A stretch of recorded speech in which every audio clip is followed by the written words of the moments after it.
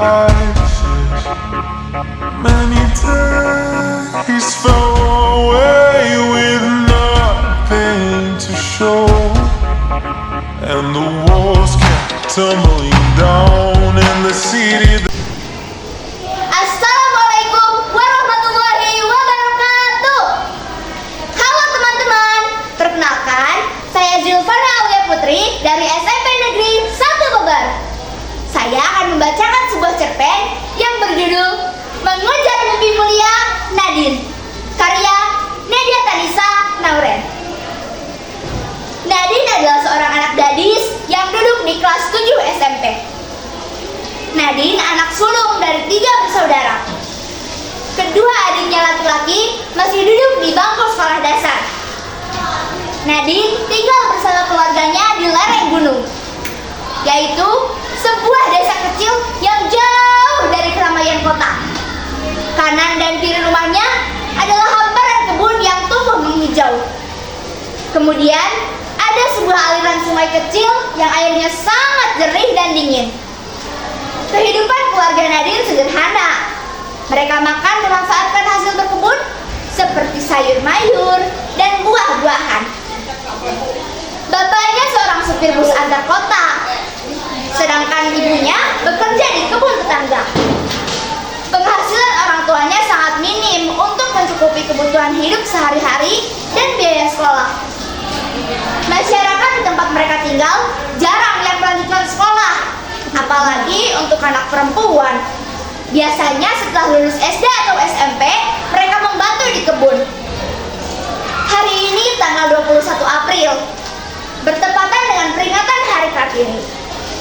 Di sore hari yang sangat cerah dan udara yang sejuk, Nadine duduk termenung di belakang rumahnya. Di atas bangku panjang yang terbuat dari bambu, Nadine terdiam. Tatapan matanya sangat jauh tertuju ke arah hilir sungai dengan gemercik air. Di atas pangkuannya terdapat sebuah buku yang berjudul Sisi Lain Kartini. Buku ini pemberian dari paman Nadine tahun lalu, pada saat Nadine mendapat nilai tertinggi di kelasnya. Nadine anak yang cerdas. Hampir setiap tahun dia menjadi juara kelas. Nadine terinspirasi dengan perjuangan Kartini yang memberikan kebebasan untuk kaum perempuan agar mempunyai hak yang sama dengan laki-laki. Bu, apakah aku boleh punya cita-cita menjadi dokter? Nadine balik bertanya pada ibunya. Ya boleh dong sayang. Makanya ibu dan bapak berjuang keras supaya kamu dan adik-adik bisa sekolah dan mencapai cita-cita kalian. Ibunya memberikan semangat. Tapi kan Bu, sekolah zaman sekarang biayanya sangat mahal dan masyarakat di sekitar kita jarang yang sekolahnya sampai lanjut. Apalagi anak-anak perempuan, Bu, keluh Nadine. Anakku, tugasmu adalah belajar yang rajin dan berprestasi.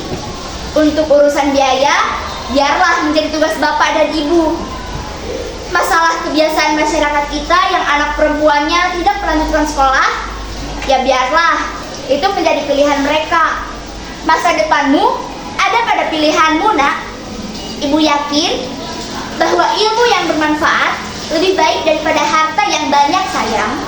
Ibunya menjelaskan. Iya ya Bu, aku ingin seperti Kartini yang membawa perubahan positif untuk kaum perempuan, Bu, imbuh Nadine. Kemudian mereka masuk ke rumah dengan tersenyum. Ayah Nadine saat ini sedang berada di Jakarta. Pada jam istirahat, beliau membeli minuman ke sebuah minimarket. Setelah membayar di kasir, beliau keluar dan tiba-tiba melihat seorang ibu yang berteriak minta tolong. Ternyata ibu tersebut dijamret. Saat turun dari mobilnya, datang seorang laki-laki memakai topi yang merebut paksa tas ibu tersebut. Ayah Nadine yang melihat lelaki tersebut lari, dia langsung mengejar lelaki tersebut dan berusaha untuk merebut tas milik ibu tadi. Ayah Nadine berhasil mengambil tas tersebut, sedangkan lelaki bertopi lari entah kemana. Tas tersebut diberikan kepada pemiliknya. Ibu tersebut mengajak ayah Nadine duduk di kursi yang ada di depan minimarket. Dia berterima kasih kepada ayah Nadine, lalu memberikan beberapa lembar uang kepada ayah Nadine. Tetapi ayah Nadine menolaknya. "Siapa nama bapak?" tanya ibu tersebut. "Saya Randy, Bu," jawab ayah Nadine. "Oh, Pak Randy. Perkenalkan, nama saya Olivia Maharani.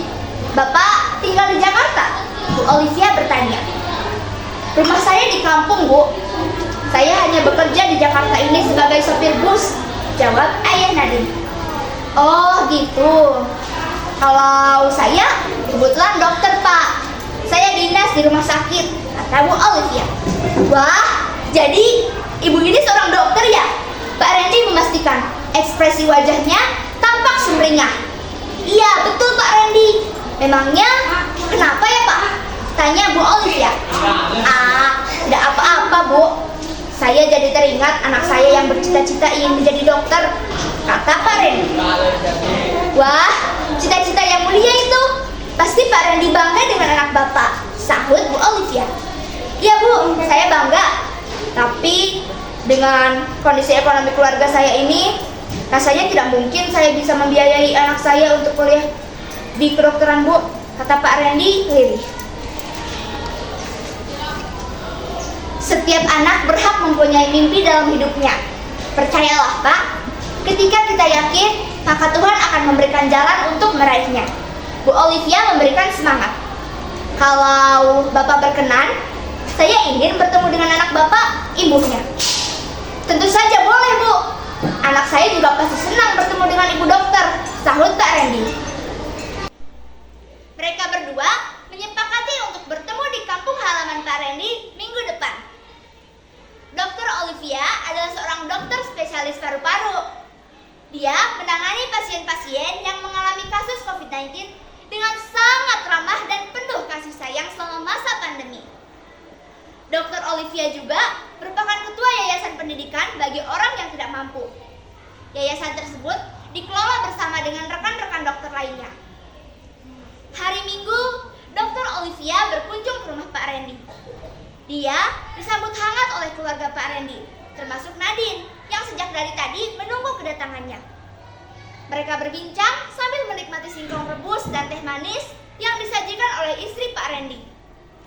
"Nadine, Bapak pernah bercerita, katanya kamu ingin jadi dokter ya?" tanya Dr. Olivia. "Iya, betul, Bu. Tapi aku ragu. Apakah aku bisa mencapai cita-citaku itu, Bu?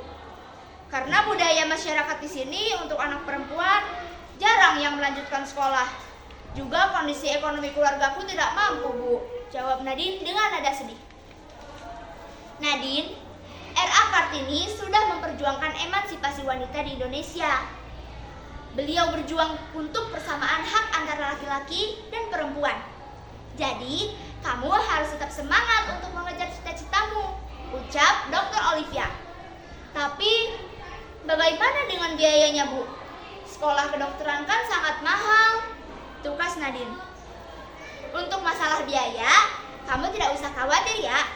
Saya akan ajukan kamu untuk mendapatkan beasiswa dari yayasan pendidikan yang saya kelola bersama teman-teman," kata Dr. Olivia. "Hah? Beneran, Bu? Saya mau diajukan untuk dapat beasiswa?" Nadine memastikan. "Iya, betul, Nadine. Saya akan ajukan beasiswa pendidikan untuk kamu dari mulai SMA sampai dengan kuliah kedokteran. Kamu harus rajin belajarnya ya, supaya nilai sekolahmu bagus," kata Dr. Olivia. "Alhamdulillah, terima kasih Bu Dokter. Ibu sudah membantu aku untuk meraih mimpiku," kata Nadine sambil menghampiri Bu Olivia kemudian memeluknya dengan bahagia. Seluruh keluarga Nadine bersyukur bahagia. Bahkan sang ibu sampai meneteskan air matanya. Sekian dari saya. Wassalamualaikum